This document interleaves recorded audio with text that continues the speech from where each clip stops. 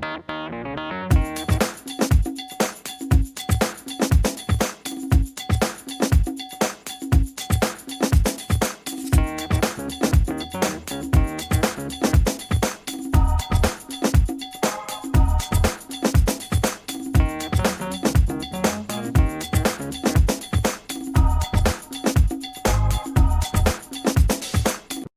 I'm Lee Fuller, and welcome to What's Going On.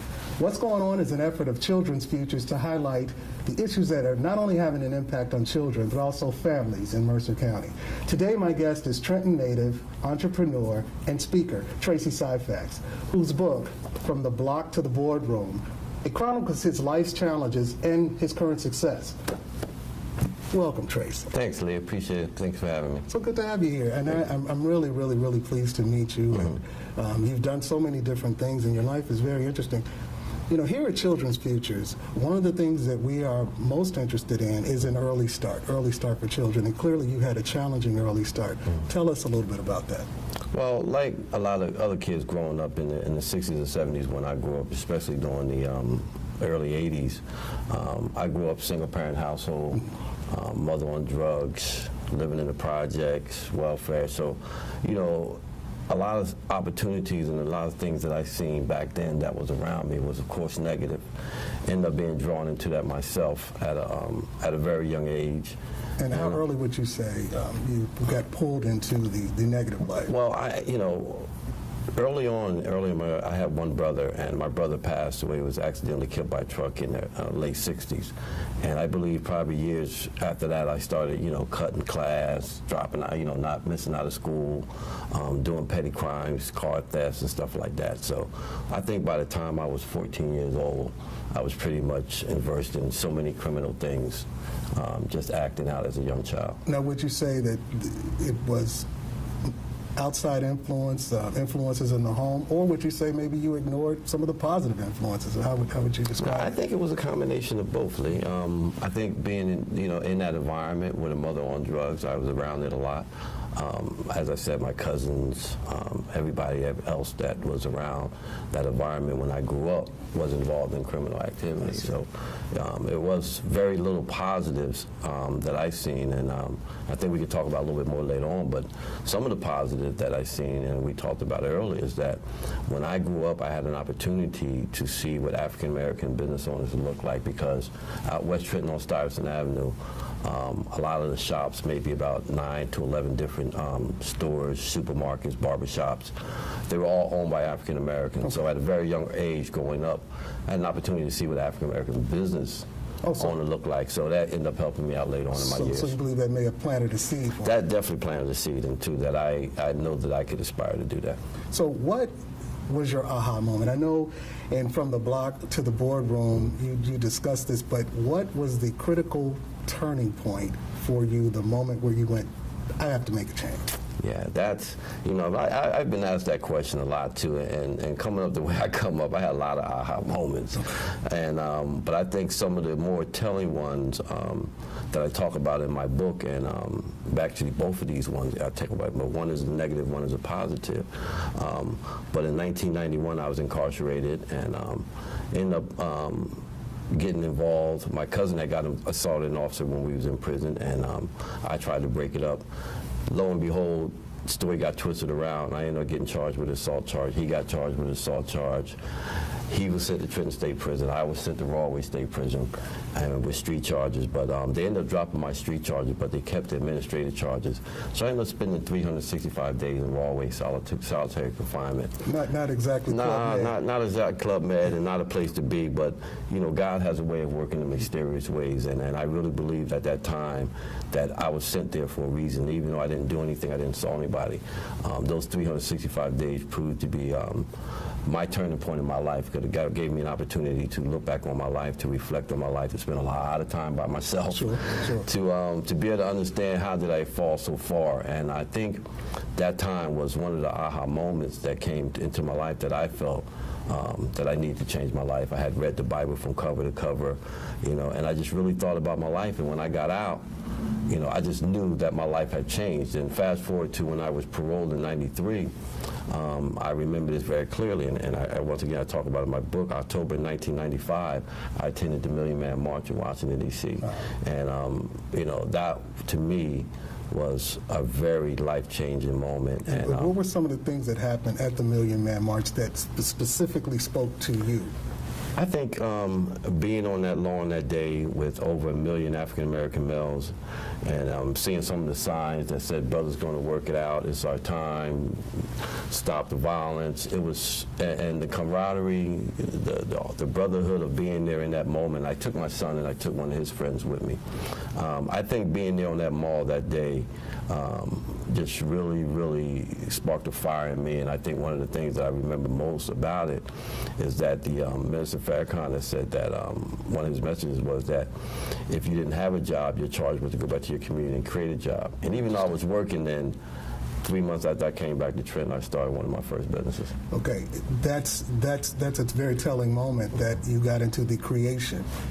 And when that thought hit you initially, were you thinking in terms of what it could do for you as an individual, or did that experience also open you up to the possibilities it could present for others? Oh, that's a good question, Lee. That's a very good question.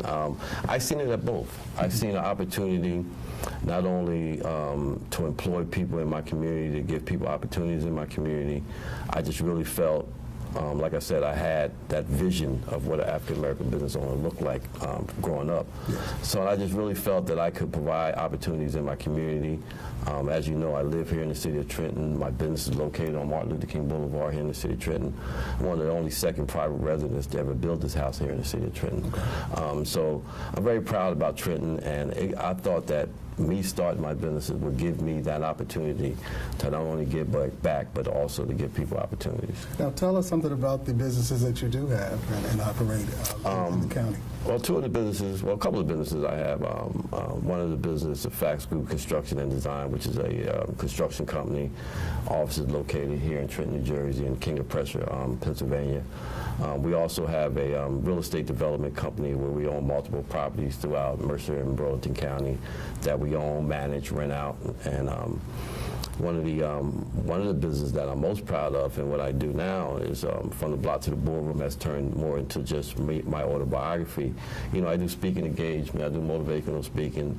I was just in D.C. on Wednesday speaking on Capitol Hill on some issues of mass incarceration, but I had opportunity to speak to a group at the Department of Employment Service where they had about 30 guys and young ladies in one class.